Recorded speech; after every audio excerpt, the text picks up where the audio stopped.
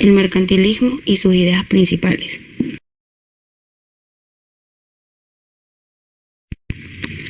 El mercantilismo. Se denomina mercantilismo a un conjunto de ideas políticas o ideas económicas que se desarrollaron durante los siglos XVI, XVII y la primera mitad del XVIII en Europa. Se caracterizó por una fuerte intervención del Estado en la economía, coincidente con el desarrollo del absolutismo monárquico. El mercantilismo es el nombre que se da a la práctica económica del periodo que va del año 1500 a 1750 en Europa occidental, principalmente por los ingleses y los franceses.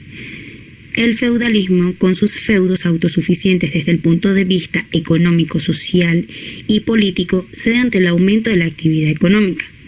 El crecimiento del comercio destruyó la agricultura del consumo y la producción de bienes para el mercado es cada vez más importante. Por ello se recurrió a nuevos métodos de cultivo agrícola para surtir al mercado. Se aceleró el movimiento de acercamiento.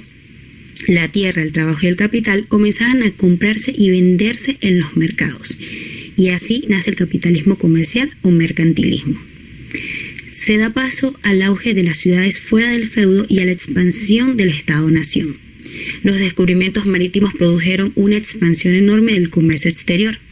Esta política económica se desarrolló en tres ámbitos: la relación del poder político y la actividad económica, la intervención del Estado en la actividad económica y el control de la moneda. Así llegando a tener una tendencia por la regulación estatal de la economía, el crecimiento de la población, la unificación del mercado interno y el aumento de la producción propia, etc. Los mercantilistas eran comerciantes en busca de rentas o ganancias económicas. El comercio fue la fuerza dominante del desarrollo económico y la circulación de bienes o mercancías fue la esencia de la actividad económica. Sus ideas se centran en el deseo de obtener beneficios o privilegios económicos para sí mismos, valiéndose del gobierno. El capitalista mercader dominaba el proceso de producción realizado por pequeños artesanos en diferentes ramos. Las ganancias del mercader eran producto del monopolio y la extorsión. Estos comerciantes se relacionaban con el Estado-nación para que le concedieran monopolios en el comercio al por mayor y el de la exportación, para así comprar precios más altos que en condiciones de libre competencia. La expansión del comercio trajo consigo que se enfrentaran intereses individuales contrapuestos. El Estado protegía a los comerciantes frente a potenciales rivales y estos apoyaban la fortaleza del Estado en la medida que pudieran manejarlo en su propio provecho exclusivo.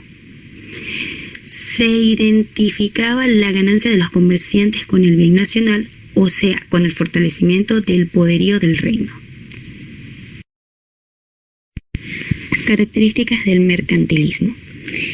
El mercantilismo se puede llegar a resumir en una serie de características fundamentales, tales como son la acumulación de riquezas basadas en metales preciosos. Esto debido a que era esencial para el crecimiento de un país, teniendo como pensamiento que mientras más riquezas tuviese la nación, mayor sería su poder político y su prosperidad.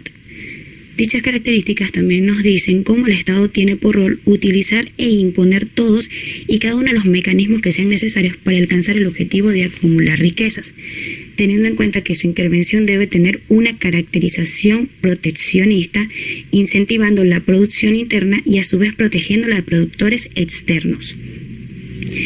El mercantilismo confundía la riqueza de una nación con sus reservas de metales preciosos.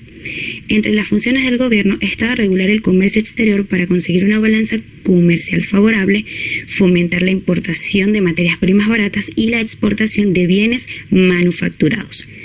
Se consideraba negativo el pago de las materias primas con metales preciosos, aunque fueran posteriormente manufacturadas. Posteriormente, se amplió el análisis de la balanza comercial, que en una primera etapa había considerado la necesidad de una balanza comercial favorable con cada una de las demás naciones, para entender que solo era importante la balanza comercial global con todas ellas. En resumen, entre las características del mercantilismo podemos señalar las siguientes: preocupación por acumular riquezas nacional, materializándose esta reserva de oro y plata que tuviera el Estado. El Estado era quien debía planear esos metales preciosos. Aparece el concepto de balanza comercial e implicó el estudio de normas que regularan la actividad industrial y comercial.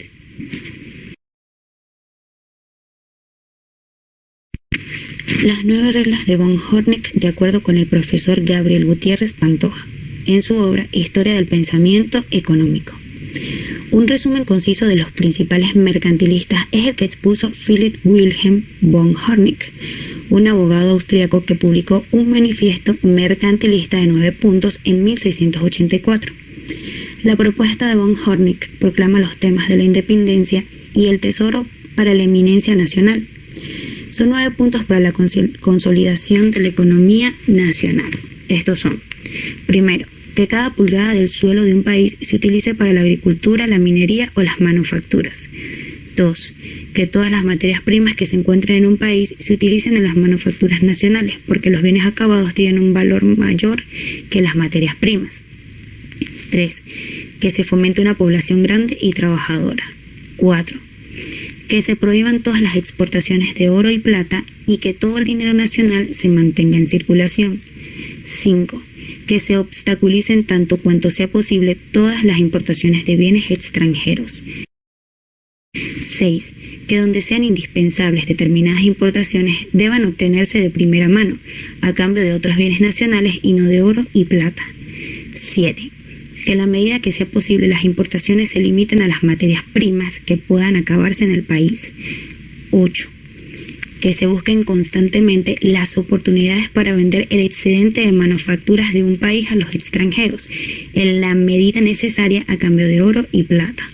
9. Que no se permita ninguna importación si los bienes que se importa existen de modo suficiente y adecuado en el país. El profesor Gutiérrez Pantoja aclara que aunque esos puntos puedan no haber sido aceptados por completo por todos los mercantilistas, son representativos de su sistema de ideas. Las ideas mercantilistas. 1. Es una doctrina nacionalista. Un país no debía importar más de lo que exportaba y debía procurar que todos los demás países no exportaran simultáneamente más de lo que importaban. Así, el propio país debía promover las exportaciones y acumular riquezas a costa de sus vecinos. Al considerar que en el mundo había una cantidad fija de recursos, una nación solo podía acumular riquezas y ser poderosa en la medida que las otras perdían su riqueza. Las importaciones y el consumo interior de los artículos importados debían restringirse y fomentarse las exportaciones y reexportaciones. De esta manera se recibía el flujo de oro a cambio de sus exportaciones, mientras que las restricciones sobre las importaciones reducían la disponibilidad de bienes para el consumo local. En consecuencia, el oro y la plata se acumulaban supuestamente mejorando la riqueza y el poder del país. Así, la propia nación será una nación poderosa que al dominar el comercio internacional pueda conquistar y conservar colonias, dominar las rutas del comercio, ganar guerras en contra de sus rivales. Los poderosos navíos y las flotas mercantes eran un requerimiento. 2. El Estado juega un importante papel en la dirección y realización de la política económica. Un poderoso gobierno central les otorgaba privilegios de monopolio a las compañías dedicadas al comercio exterior y restringía el libre ingreso a los negocios en el propio país, con el fin de limitar la competencia. La agricultura, la minería y la industria se promovían con subsidios del gobierno y se protegían de importaciones por medio de aranceles. 3. Concede mucha importancia a los metales preciosos. Los mercantilistas tendían a igualar la riqueza de una nación con la cantidad de lingotes de oro y plata que poseía. Por consiguiente, era necesario un excedente de exportaciones de un país para generar pagos en moneda dura. Incluso cuando estaban en guerra, las naciones exportaban bienes para el enemigo siempre y cuando los productos se pagaran en oro. 4. Obtener metales preciosos mediante una balanza comercial favorable o a través de la explotación mineral, altos impuestos a la importación de artículos manufacturados y a la exportación de materiales primas. Importación libre de impuestos de materia prima que no se produce en el país, protección de bienes fabricados y materia prima que se podían producir en el país y restricción a las exportaciones de materia prima. Lo importante era exportar, porque los comerciantes recibían flujo de oro a cambio de sus exportaciones, mientras que se establecían restricciones sobre las importaciones y se reducía la disponibilidad de bienes para el consumo local. En consecuencia, el oro y la plata se acumulaban en el país. 5. El comercio exterior es una actividad más importante que el comercio interior y la industria es la actividad económica más importante. Se favorecía el comercio exterior en detrimento del comercio interior. Por eso el gobierno otorgaba privilegios de monopolio a las compañías dedicadas al comercio exterior, lo que limitaba la libre competencia. El gobierno debía regular el comercio exterior para garantizar que las exportaciones fueran siempre mayores que las importaciones. El sistema capitalista comercial evolucionó al capitalismo industrial, siempre dominado por el mercader en detrimento de los agricultores y artesanos que solo podían optar por el comercio interior a pequeña escala, donde las ganancias quedaban a beneficio de los mercaderes, que eran los que dominaban la producción a la orden o sistema Verlag. Con la producción del Estado a través de los monopolios, precisamente por eso se habla de la necesidad del incremento de la población. Se requiere un incremento al máximo del trabajo nacional ante la necesidad de orientar la producción nacional destinada a la exportación de productos industriales acabados y no de materias primas. La política económica interna perseguía que los salarios fueran bajos o de subsistencia, que la población creciese, pues una población numerosa y mal pagada produciría muchos bienes a un precio suficientemente bajo como para poder venderlos en el exterior. 6. Una población numerosa es un factor esencial para la riqueza y el poderío nacional, ya que proporciona mano de obra barata. Stanley Brew y Randy Grant, en su libro sobre la historia del pensamiento económico, explica la importancia que tiene para el mercantilismo una población grande y que trabajara arduamente. Una considerable población industriosa no solo proporcionaría una abundancia de soldados y marinos dispuestos a combatir por la gloria y el poder de la nación, sino que también mantendría un nivel elevado de ofertas de trabajo y salarios por consiguientes bajos.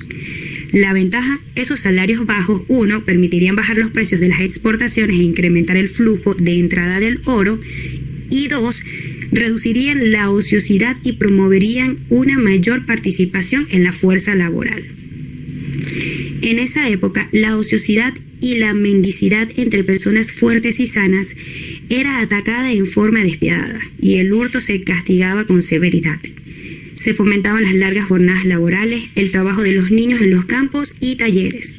Se pensaba que cuanto antes empezaran a trabajar los niños resultaba mejor para el país, que así la generación actual estaría tan habituada al empleo constante que sin duda les resultaría menos y divertido.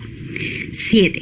Las colonias deben ser fuente de materia prima para la metrópoli y mercado para sus productos manufacturados.